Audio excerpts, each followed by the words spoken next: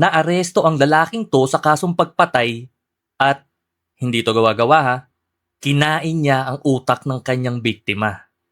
Bakit? Teka, kwento ko sa inyo. Simulan natin ang kwento kay Lloyd Bagtong. Tawagin nating Bagtong. 21 years old, taga Misamis Oriental, dati siyang tagahakot ng nyog at siya ay single.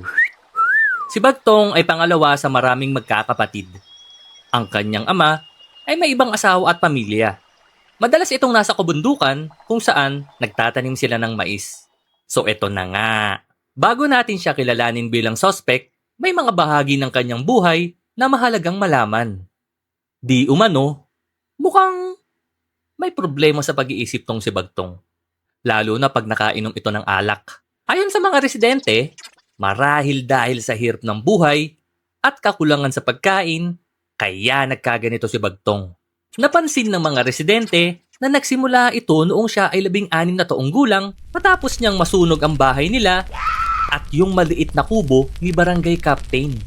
Di umano, meron ding insidente kung saan sinira ni Bagtong ang rebulto sa simbahan ng Saint Nicolas. Bakit? Ano namang kinalaman ng rebulto sa simbahan? Pinaniniwalaan kasi ni Bagtong na ginto ang utak nito. Mukhang mahilig talaga siya sa utak no? Eto pa, madalas daw magdala ng patalim si Bagtong. Kaya takot ang mga residente na lumapit sa kanya. Dahil sa mga insidenteng nagawa ni Bagtong, nag-aalala daw ang barangay captain nila na baka makasakit si Bagtong ng mga tao sa barangay. Kaya kinadena ni barangay captain ang mga paa ni Bagtong. Pinapakain siya ni barangay captain. Nagiiwan din ng pagkain ng ama at mga kapatid ni Bagtong kapag dumadalaw ang mga ito sa bahay. Pero, hindi nila binibigyan ng alak. Kasi, natatakot sila. Na baka kung ano na namang magawa ni Bagtong. Nag-iiba daw talaga ang pag-iisip kapag nakainom Nang magkaroon ng programa ang provincial government, kung saan nagbibigay sila ng gamot sa mga taong may kapansanan, humingi umano ng tulong si barangay captain sa tatay ni Bagtong. Like, boss, gusto namin tulungan anak mo. Puntahan natin at dali natin sa barang... Wag na! Wala akong tiwala dyan. Baka makagawa lang yun ng masama na ikakapahamak ng iba. Dahil dito, hindi nagamot si Bagtong. 19 years old si Bagtong nang pakawalan siya sa pagkakakadena. Hindi ko alam kung ilang taon siya kinadena at hinahatiran lang ng pagkain. Ang tanging sinabi ni barangay captain sa mga pulis ay mula nang pakawalan niya si Bagtong, 2 taon ang lumipas bago ito gumawa ulit ng krimen. Which is yung pagkain nga ng utak na ikukwento ko mamaya. Anyway, noong napakawalan na si Bagtong, mukhang bumalik daw sa normal ang kanyang pag-iisip. Nagtrabaho siyang muli bilang taga-akyat ng nyog. Nangongo ko dun Bilang taga-akyat ng nyog. Paglipas nga ng 2 taon, ito na yung kumain siya ng December 5, 2019, bandang alas 4 to 5 ng umaga, naglalakad-lakad si Bagtong. Nakainom. At may kasama siyang babae.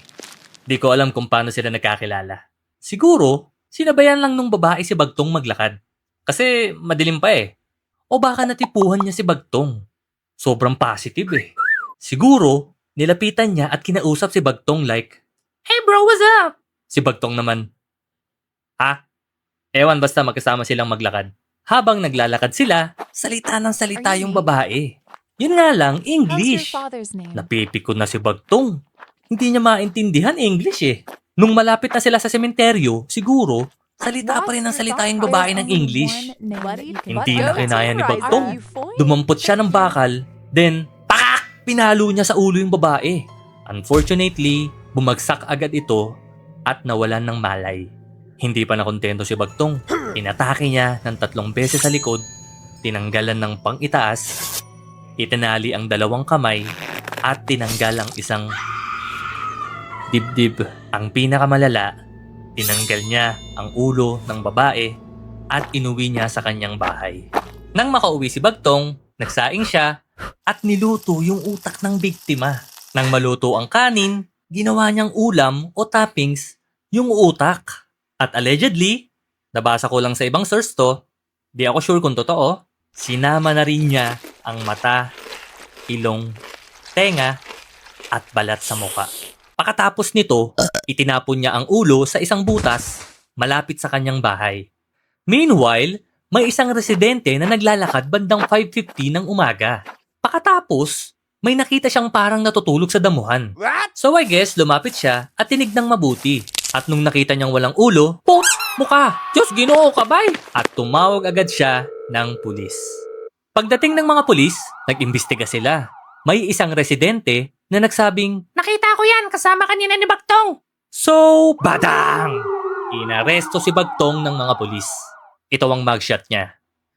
Ito yung pagka-aresto sa kanya at ito yung plato niya. Nang tanungin si Bagtong kung nasaan yung ulo ng babae, itinuro niya sa mga pulis kung saan niya ito itinapon. Tinanong din si Bagtong ng mga pulis kung bakit. Bakit mo kinain yung utak? Ang sagot niya, "Gutom ako eh. Ginawa kong topping sa kanin yung utak." Meron pa akong nabasa pero hindi ako sigurado kung napatunayan eh. Hindi ko kasi makita sa mga legitimate sources. Ang sabi, tinanong daw ng pulis si Bagtong kung anong lasa. Ang sagot niya, matabang. Uulitin ko hindi ako sigurado kung totoo yan. Anyway, kinabukasan, December 6, 2019, dinala si Bagtong sa Cagayan de Oro para sa inquest proceedings sa Provincial Prosecutor's Office. Bakit doon ang layo? Wala daw kasing prosecutor na available sa Talisayan noong oras na yon. Pagkatapos ng proceedings, isinakay siya ng mga pulis pabalik sa Talisayan.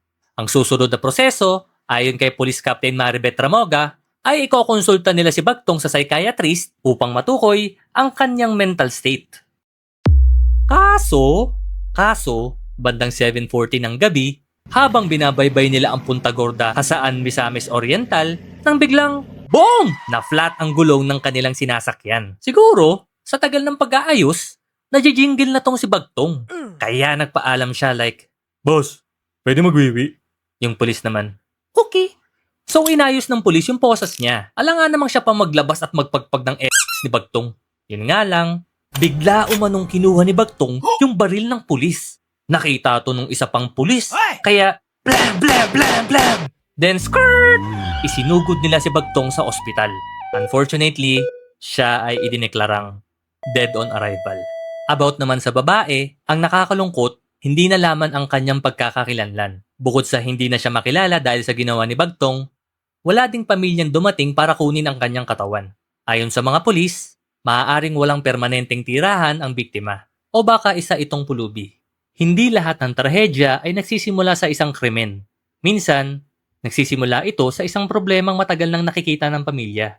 Ngunit walang balak kumilos. Kaya kung may taong nangangailangan ng tulong, huwag nating hintaying may masaktan bago natin seryosohin ang problema. Nangyari to sa Barangay Talisayan, Misamis Oriental, so shout out sa mga Misamis nun.